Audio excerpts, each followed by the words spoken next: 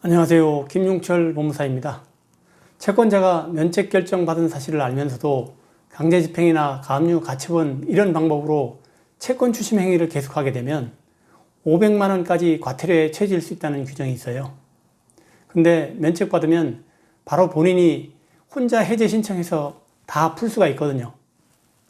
우리가 파산 신청을 하는 이유는 최종적으로 면책 결정을 받기 위해서인데요. 그럼 과연 이 면책 결정을 받게 되면 무엇이 달라지기 때문에 우리가 파산 신청하고 힘든 과정을 거쳐서 면책을 받으려고 하는 것일까요?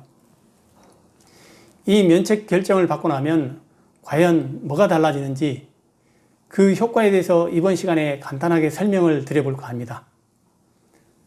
4가지를 설명드릴 건데요.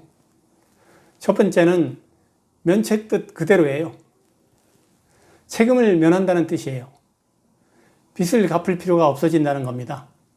그래서 법률상 채권자는 채무자가 면책받고 나면 그 이외에 채권 추심을 못하는 거죠. 법적으로 청구해서 강제집행할 수가 없습니다. 그래서 우리 법에서는 이런 규정까지 두고 있어요. 채무자가 면책 결정 받은 사실을 알면서도 채권자가 강제집행, 가압류, 가처분 이런 방법으로 채권 추심 행위를 계속하게 되면 500만 원까지 과태료에 처해질 수 있다. 그래서 면책을 받고 나면 절대로 채권자가 추심 행위를 하면 안 됩니다. 법 조치를 통해서 강제 집행을 하면 안 돼요. 그리고 두 번째로 신용정보상에도 큰 변화가 일어나요.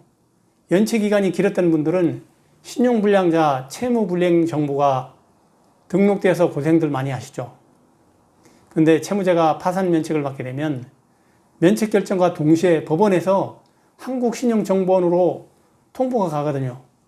그래서 신용불량자, 채무불이행 정보가 다 삭제돼서 없어져요. 그리고 세 번째, 면책을 받게 되면 이미 내 재산 또는 내 통장에 압류나 가압류가 채권자들한테 이미 들어와 있던 분들은 그 압류, 가압류를 채권자 협조 없이 바로 본인이 혼자 해제 신청해서 다 풀 수가 있어요. 이것도 정말 중요한 효과예요. 그래서 면책 결정을 받게 되면 새로운 통장을 만들어서 쓸 수도 있고요.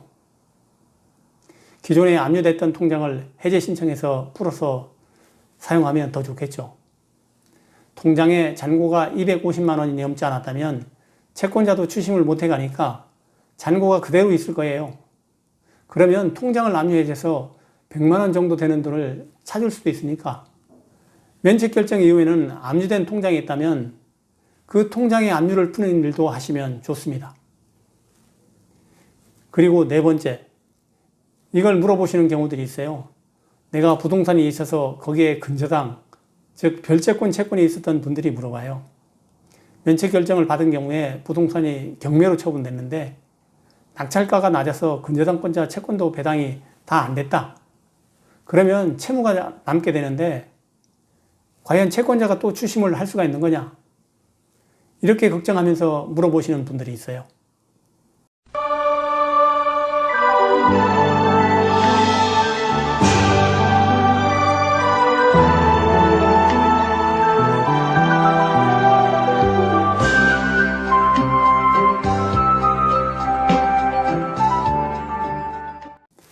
하지만 이것도 전부 면책이 됩니다. 별채권자가 경매로 배당받지 못한 금액이 남더라도 이건 역시 다 면책돼서 갚지 않아도 됩니다. 그것은 걱정 안 해도 돼요. 이렇게 내가 면책 결정 받으면 좋은 효과들이 생기잖아요. 근데 면책 결정을 받아도 문제가 해결 안 되는 것이 크게 2가지가 있어요. 첫 번째는 내가 빚을 얻을 때 보증인을 세웠을 경우입니다. 내가 예를 들어서 사업을 할 때 돈을 빌리면서 배우자도 보증인으로 같이 세웠다. 그러면 내가 면책받으면 보증을 서준 배우자도 같이 면책돼서 빚을 갚지 않아도 되냐? 이때는 그렇지 않습니다. 주채무자가 개인 파산으로 면책 결정을 받더라도 보증을 선 분까지 같이 면책이 되지 않아요. 그래서 이분 보증 채무는 그냥 남게 되는 겁니다. 그래서 이런 경우에는 주채무자뿐만 아니라 보증을 선 분까지도 개인 파산 신청할 수 있는 조건이 되면 두 분이 같이 신청해서 다 면책을 받아야만 이 보증을 선 분까지도 책임을 면하게 되는 겁니다. 그리고 두 번째 면책 결정을 받더라도 좀 불편한 것이 남는 게 있어요.